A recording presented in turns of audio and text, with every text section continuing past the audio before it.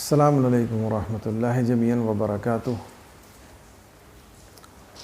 اعوذ باللہ من الشیطان الرجیم، بسم اللہ الرحمن الرحیم۔ الحمد للہ الذی ہدانا لہذا وما كنا لنہتدی لولا ان ہدانا اللہ۔ بسم اللہ الرحمن الرحیم۔ والذین کفروا بعضهم اولیاء بعض الا تفعلوه تکن فتنة فی الارض وفساد کبیر۔ سورہ انفال آیت نمبر 73۔ اور جو لوگ کافر ہیں وہ ایک دوسرے کے مددگار ہیں۔ اگر تم ایسا نہیں کرو گے تو زمین میں فتنہ اور بڑا فساد برپا ہو جائے گا۔ جو لوگ کافر ہیں وہ ایک دوسرے کے مددگار ہیں، سپورٹرز ہیں۔ تو اے مومنو، اگر تم ایسا نہیں کرو گے، تم ایک دوسرے کے مددگار نہیں بنو گے تو زمین میں فتنہ اور بڑا فساد برپا ہو جائے گا۔ یہ آیت ہمارا آج کا موضوع ہے۔ تاریخ اس پر شاہد ہے کہ ہمیشہ تمام باطل پرست طاقتیں حق کے خلاف ایک دوسرے کی مددگار ہوئی ہیں اور آج بھی ہیں۔ تو اللہ تبارک و تعالی یہاں یہ ارشاد فرما رہا ہے کہ جیسے یہ باطل طاقتیں اپنی تمام تر اختلافات کے باوجود، یہ تمام باطل پرست ایک مذہب کے ماننے والے نہیں ہیں، مختلف مذاہب کے ماننے والے ہیں۔ یہ تمام باطل پرست ایک نظریہ نہیں رکھتے، زندگی کے مختلف نظریے اور زاویے رکھتے ہیں۔ زندگی سے متعلق مختلف ان کے اہداف ہیں، لیکن ایک ان کا کامن ہدف ہے اور وہ ہے حق کو دبانا، حق کو شکست دینا، حق کو کچلنا، حق کے خلاف سازش کرنا۔ اور اس میں یہ تمام اختلافات کے باوجود ایک دوسرے کے مددگار ہیں۔ تو اے مومنو، اگر تم اپنے تمام نظریاتی اختلافات کے باوجود اس ایک بات پر، حق کی پاسبانی پر، حق کی حفاظت پر متفق اور متحد نہیں ہوگے، جس طرح سے یہ باطل پرست باطل کو فروغ دینے کے لیے ایک دوسرے کے مددگار ہیں، اس طرح سے تم اگر اپنے تمام اختلافات کے باوجود اس بات پر متحد نہیں ہوگے تو دنیا میں ایک بہت بڑا فساد برپا ہو جائے گا۔ دیکھیے، دو چیزیں ہوتی ہیں۔ ایک چیز ہوتی ہے اصول پرستی یا نظریہ پرستی، اور دوسری چیز ہوتی ہے شخصیت پرستی۔ یہ ہمیشہ ہمیں سمجھنا چاہیے کہ اصول پرستی یا نظریہ پرستی کسی قوم کے اندر اتحاد لاتی ہے، انہیں متحد کرتی ہے، اور شخصیت پرستی ہمیشہ پھاڑ لاتی ہے، تفرقہ لاتی ہے۔ یعنی شخصیت پرستی کے ساتھ اتحاد ممکن ہی نہیں ہے۔ ہم اگر نظر دوڑائیں اس پوری دنیا پر، مختلف ادوار پر، مختلف قوموں پر، تو یہ بآسانی دیکھ سکتے ہیں کہ جو قومیں نظریاتی اعتبار سے انتہائی اختلافات کی شکار رہی ہیں، مذہبی آئیڈیالوجی کے اعتبار سے بے شمار اختلافات ان کے درمیان ہیں، نظریات کی بنیاد پر اختلافات ہیں، لیکن اگر وہ کوئی ایک ایسی تحریک کا حصہ بنتے ہیں یا کسی ایک ایسی تحریک کو شروع کرتے ہیں جس کی جو بنیاد ہے وہ کسی نظریے پر ہو، یعنی وہ مطالبہ یہ کریں کہ یہ ایک ہدف ہے ہمارا اور اس ہدف کو ہمیں اچیو کرنا ہے۔ اگر آپ اس ہدف کے لیے تیار ہیں، اس ہدف کو اچیو کرنے کے لیے تیار ہیں، تو آپ ہمارے ساتھ آئیے، ورنہ مت آئیے۔ تو ان قوموں کے درمیان ایک بہترین اتحاد نظر آتا ہے، باوجود اس کے کہ وہ انتہائی مختلف نظریات اور عقائد کی حامل ہوتی ہیں۔ جبکہ اگر ہم مومنین کی بات کریں، مسلمین کی بات کریں، تو ہمارے درمیان میں جو اختلافات ہیں، پہلی بات تو وہ اختلافات ہیں ہی نہیں، بنا وجہ کے فرضی اختلافات ہیں جن کو اگر آپ گہرائی میں جا کر دیکھو تو وہ کوئی اختلاف نظر ہی نہیں آتا، اور اگر ہیں بھی تو اتنے معمولی سے اختلافات ہیں کہ ان کو بآسانی اگنور کیا جا سکتا ہے کسی بڑے ہدف کے تحت، بشرطے کہ کوئی بڑا ہدف موجود ہو۔ لیکن ہماری بدقسمتی یہ ہے کہ ہماری تحریکوں میں بیشتر شخصیت پرستی زیادہ نظر آتی ہے، اصول پرستی کم نظر آتی ہے، اور جو تحریکیں ہماری تاریخ میں ایسی گزری ہیں جن کے اندر شخصیت پرستی کے بجائے اصول پرستی نظر آتی ہے، چاہے جائے کہ ایسی بہت ہی کم تحریکات ہیں جن کے اندر اصول پرستی کا عنصر زیادہ غالب ہو، تو ان کے اندر ہم یہ بات دیکھتے ہیں کہ ایک بہت زبردست طریقے کا اتحاد نظر آتا ہے، اور وہ اپنے اہداف کو حاصل کرتی ہوئی بھی نظر آتی ہیں۔ انہوں نے ماضی میں اپنے اہداف کو بحسن و خوبی حاصل کیا ہے۔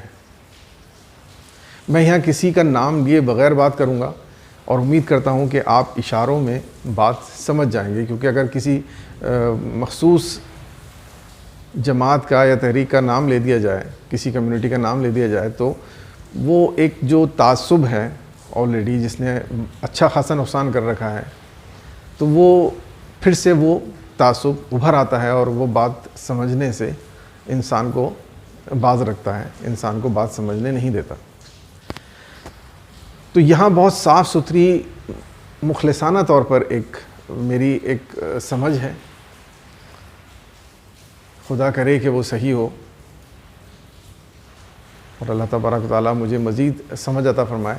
جتنا میرے سمجھ میں آتا ہے، میری چھوٹی سی سمجھ میں، چھوٹی سی عقل میں، وہ میں یہاں پیش کرنا چاہتا ہوں، اور انتہائی ضروری بات۔ تو جیسے میں نے کہا کہ شخصیت پرستی کے ساتھ اتحاد ممکن نہیں ہے، اصول پرستی کے ساتھ اتحاد یقینی ہے۔ اب ہم قرآن کی اس آیت پر نظر ڈالیں گے جس کو اکثر ہم اپنی گفتگو میں شامل تو کرتے ہیں، لیکن اس پر تدبر بہت کم ہوتا ہے۔ اعوذ باللہ من الشیطان الرجیم، بسم اللہ الرحمن الرحیم، وَتَعْتَصِمُوا بِحَبْلِ اللَّهِ جَمِيعًا وَلَا تَفَرَّقُوا، اللہ کی رسی کو مضبوطی سے تھام لو اور تفرقے میں مت پڑو۔ اور یہ بات متفق علیہ ہے کہ یہاں پر اللہ تبارک و تعالیٰ نے جو رسی کہا ہے اس سے مراد قرآن مجید ہے، اور ہم اور آپ بہت اچھی طرح جانتے ہیں، اگر ہم نے قرآن کو سمجھنے کی کوشش کی ہے، کہ قرآن اصول پرستی پر انسان کو ابھارتا ہے۔ قرآن مجید اصول اور ضوابط کی، بے شمار مانوی اصول اور ضوابط کی کتاب ہے، جو ہمیں گائیڈ کرنے کے لیے آئی ہے۔ اس مانوی اور روحانی دنیا کے اصول و ضوابط اس میں بھرے پڑے ہیں، اور قرآن مجید کسی خاص پرسنالٹی کو، کسی شخصیت کو، کسی مخصوص پرسنالٹی کو پروموٹ نہیں کرتا، حالانکہ وہ مختلف نبیوں اور رسولوں کا ذکر کرتا ہے، اور اس کے پیچھے بھی بہت زیادہ اہم اصول چھپے ہوتے ہیں جو ان آیات کے باطن میں چھپے ہوتے ہیں، اور ان کو ہمیں سمجھنا ہوتا ہے تدبر کے ساتھ۔ ورنہ کسی پرسنالٹی کو، ایک جنرل آئیڈیا اگر آپ قرآن مجید کا لیں تو وہ کسی پرسنالٹی کو پروموٹ نہیں کرتا کہ تم بس اس پرسنالٹی کو سپورٹ کرو، بلکہ وہ مختلف بے شمار اصول و ضوابط ہمیں دیتا ہے ہر سچویشن کے اکارڈنگ۔ تو اللہ تبارک و تعالیٰ نے کہا ہے کہ وَتَعْتَصِمُوا بِحَبْلِ اللَّهِ جَمِيعًا، مضبوطی سے اس رسی کو تھام لو، یعنی اس مورل ایتھکس کی جو گائیڈ ہے، اصولوں کی جو یہ گائیڈ ہے، الہی اصول، اس الہی قوانین، ان کی پیروی کرو، اس کے اوپر متحد ہو جاؤ، بھلے ہی اعتقادی اعتبار سے تمہارے اختلافات جو بھی ہوں، لیکن اس کو مضبوطی سے پکڑ لو۔ قرآن مجید جن اصول و ضوابط پر انسان کو ابھارتا ہے، ان اصول و ضوابط پر ڈٹ جاؤ، تو یونٹی تمہارا مقدر ہے، ورنہ ایسا نہیں کرو گے تو کیا ہوگا؟ تفرقہ ہوگا، جس کا ہم مشاہدہ کر رہے ہیں۔ رہے ہمارے مسلکی اختلافات، اس کے تعلق سے قرآن مجید کی یہ آیت بہترین رہنمائی کرتی ہے میری اور آپ کی، اور وہ آیت ہے سورہ شورى کی آیت نمبر 15۔ بسم اللہ الرحمن الرحیم، اللہ ربنا و ربکم لنا اعمالنا ولکم اعمالکم لا حجت بیننا و بینکم اللہ یجمع بیننا و الیہ المصیر۔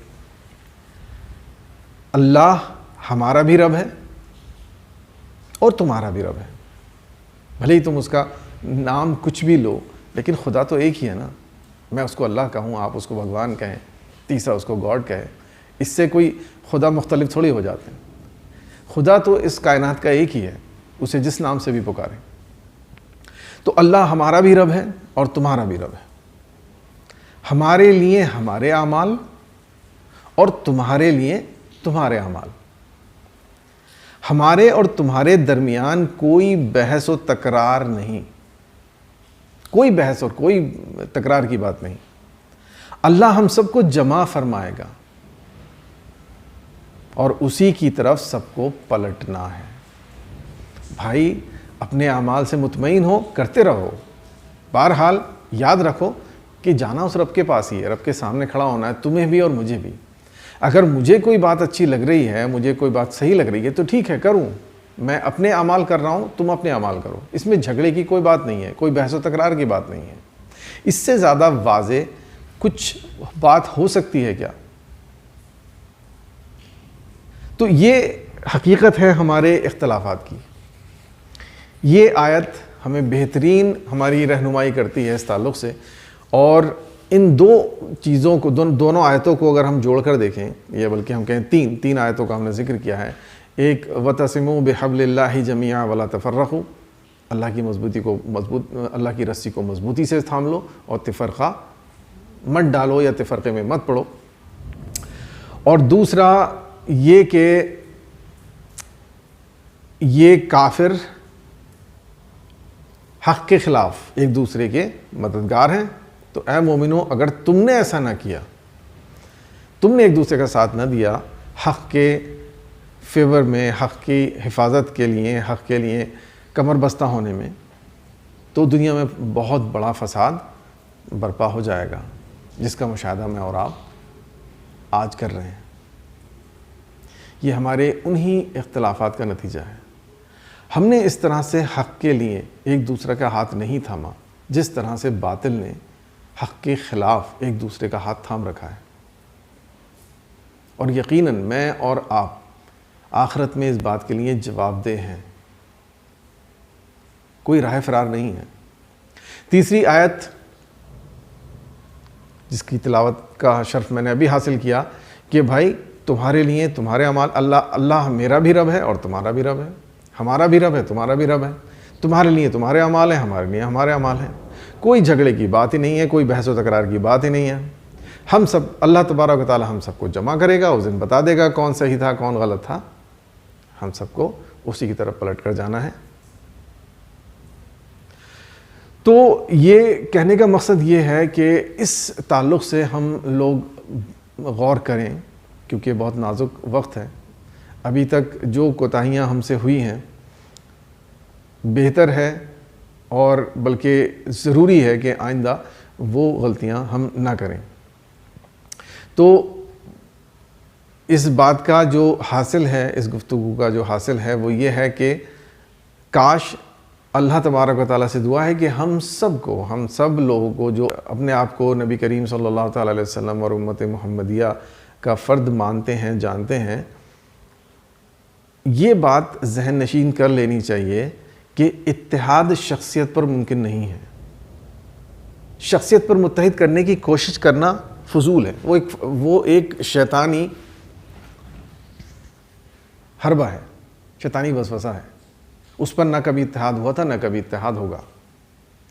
اور میں جو اشارتاً بات کہہ رہا ہوں، اگر میری خواہش ہے کہ آپ پہنچ گئے ہوں وہاں تک، ایسی قوم جن کے یہاں خداؤں کے اتنے زیادہ تصورات ہیں، اتنی ڈائیورسٹی ہے ان کے بلیفز میں، لیکن کسی ایک اصول کے لیے، کسی ایک چیز کی مخالفت میں وہ سب اتنے زبردست طریقے سے متحد ہیں کہ ان کا اتحاد آج میرے اور آپ کے سر پر مسلط ہے اور ہم جھیل رہے ہیں. ذرا سوچیں، ذرا آئینے میں اپنی شکل دیکھیں. ہم ایمان کا دعویٰ کرنے والے، قرآن مجید کو پڑھنے والے، سمجھنے والے، سو کالڈ مومن، ہم بٹے پڑے ہیں. ہم ایک دوسرے کی بات سننے کے لیے تیار نہیں، ایک دوسرے کے پیچھے نماز پڑھنے کے لیے تیار نہیں، ایک دوسرے کے ساتھ کھڑے ہونے کے لیے تیار نہیں، کسی مقصد کے تحت ایک دوسرے کے ساتھ کام کرنے کے لیے تیار نہیں. اور دعویٰ ہے کہ ہم اللہ تبارک و تعالیٰ کے بندے ہیں. بندگی بہت وسیع ہوتی ہے، بہت وسیع معنی ہے بندگی کے. پلیز کاش میں اور آپ سمجھ پائیں. ہم چھوٹی چھوٹی باتوں پر اپنی شخصیات کے تعصب میں، جن شخصیات کو ہم فالو کرتے ہیں اور ان کی عزت کرتے ہیں، ہم چاہتے ہیں کہ دنیا سب ان شخصیات کو ماننے لگے. سب کا پرابلم یہی ہے، سب کی پرابلم یہی ہے. ایسا پاسبل نہیں ہے.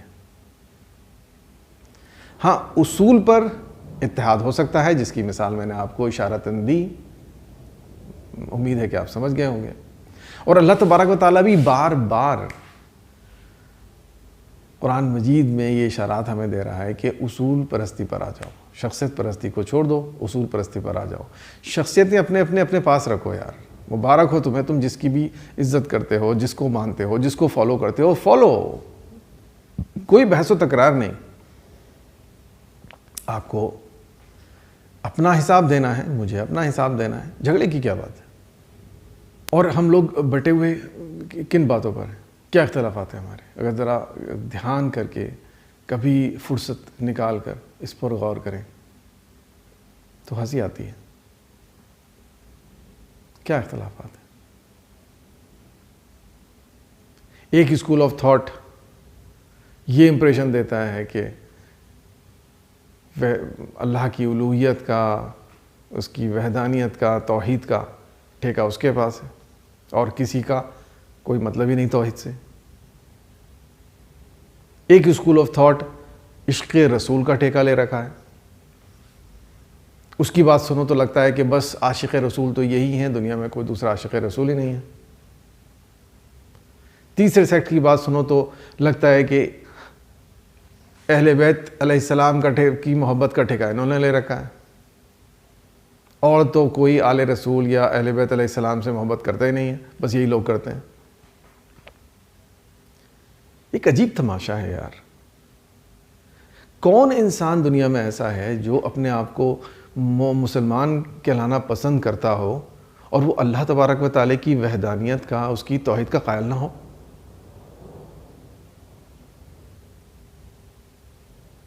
کون شخص ایسا ہے جو اپنے آپ کو امت محمدیہ صلی اللہ تعالیٰ علیہ وسلم کا فرد کہلانا پسند کرتا ہو اور وہ اللہ کے رسول صلی اللہ تعالیٰ علیہ وسلم سے عشق نہ کرتا ہو؟ کون ایسا احمق ہوگا جو رسول اللہ صلی اللہ تعالیٰ علیہ وسلم سے محبت کرنے کا دعویٰ کرے، اللہ کی توحید رکھنے کا دعویٰ کرے، اور اس کے رسول کے جو چہیتے گھر والے ہیں، اس کی جو لینیج ہے، اس سے پیار نہ کرتا ہو؟ کیا احمقانہ بات ہے بھائی! یہ سب مل کر ایک دین بنتا ہے. اس کو جو آپ نے ٹکڑے ٹکڑے کر دیا ہے اور ریوڑی کی طرح بانٹ دیا ہے، کسی نے کوئی حصہ پکڑ لیا ہے، کسی نے کوئی حصہ پکڑ لیا ہے، تماشا ہے. اور بنا وجہ کے اختلافات، بنا وجہ کی الزام تراشیاں، جن سے شاید وہ شخص خود بھی مطمئن نہ ہو جو الزام لگانے والا ہے. اگر ایمانداری سے تنہائی میں رات کو بستر پر لیٹ کر اخلاص کے ساتھ یہ مانتے ہوئے کہ ایک دن آخرت میں جواب دہ ہونا ہے، اللہ کے سامنے کھڑا ہونا ہے، ہر عمل کا جواب دینا ہے، ہر فکر کا جواب دینا ہے، اگر اس سے کام لے تو وہ خود مطمئن نہیں ہوگا ان اعتراضات پر جو وہ اعتراض دوسرے اسکول آف تھاٹ پر لگا رہا ہے. چھوٹے چھوٹے مقاصد حاصل کرنے کے لیے ایک کھیل بنا رکھا ہے. اللہ تبارک و تعالیٰ سورہ المومنون کی 53ویں آیات میں فرماتا ہے فَتَقَطَّعُوا أَمْرَهُمْ بَيْنَهُمْ زُبُرًا كُلُّ حَزْبٍ بِمَا لَدَيْهِمْ فَرِحُونَ.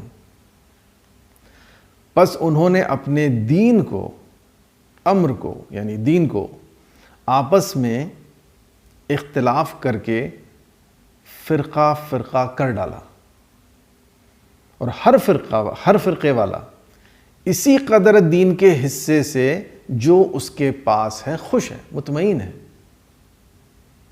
کوئی گنجائش ہے یار اس سے زیادہ واضح کہ جبرائیل علیہ السلام خود تمہارے سامنے آ کر تمہیں سمجھائیں گے، یا رسول اللہ صلی اللہ تعالیٰ علیہ وسلم بنفس نفیس سامنے آ کر تمہیں کہیں گے، تب مانو گے کیا؟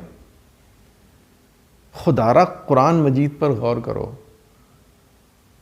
جواب نہیں بن پڑے گا. یہی موقع ہے، اور یقین جانو اگر یہ موقع ہاتھ سے نکل گیا، یہ بہت بڑی تنبیہ ہے ہم سب کے لیے، اور محسوس یوں ہوتا ہے کہ یہ آخری موقع ہے، اس کے بعد دوسرا موقع نہیں ملنے والا.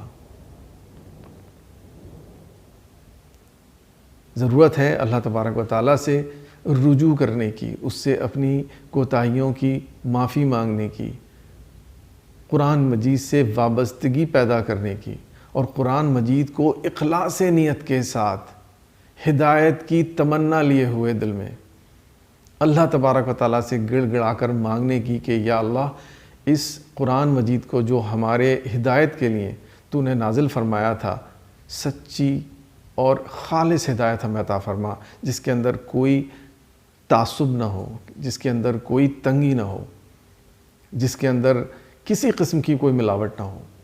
اس دعا کے ساتھ کہ اللہ تبارک و تعالی ہم تمام لوگوں کو جو امت محمدیہ صلی اللہ تعالیٰ علیہ وسلم کا پیروکار کہتے ہیں اور کہنا فخر سمجھتے ہیں، اللہ تبارک و تعالی ہمیں دین مبین کی صحیح معرفت عطا فرمائے، اور ہمیں ایک دوسرے کے ساتھ ہاتھ ملا کر باطل کے خلاف سیسا پگھلائی ہوئی دیوار بنانے کے قابل بنائے، اور اس قابل بنائے کہ ہم روز محشر اللہ تبارک و تعالیٰ کے سامنے اور اپنے نبی کریم صلی اللہ تعالیٰ علیہ وسلم کے سامنے، جن کے عشق کا دم بھرتے ہیں، اور اس رسول کے پاک اہل بیت علیہ السلام اور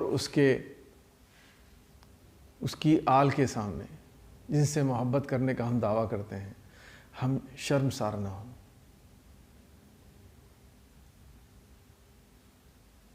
والسلام علیکم ورحمۃ اللہ جمیعاً وبرکاتہ.